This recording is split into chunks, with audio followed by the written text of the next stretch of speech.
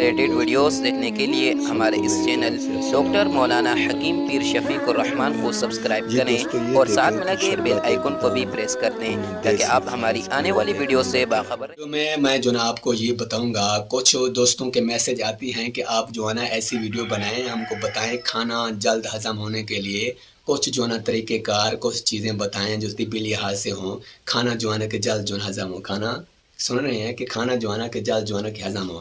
کھانا ہضم ہونے کے لیے میں کچھ اشیاء ایسی بتا رہا ہوں، ان کے استعمال کرنے سے آپ کا کھانا زیادہ جو ہے نا کہ جلد جو ہے نا ہضم ہوگا۔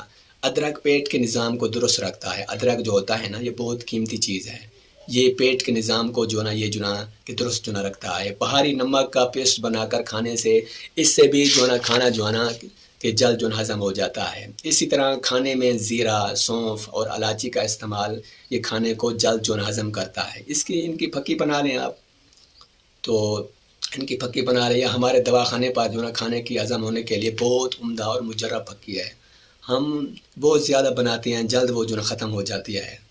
اور اسی طرح جو نا وہ آپ جو نا پارسل منگوا لیں تو یہ جلد کھانا ہضم ہو جائے گا۔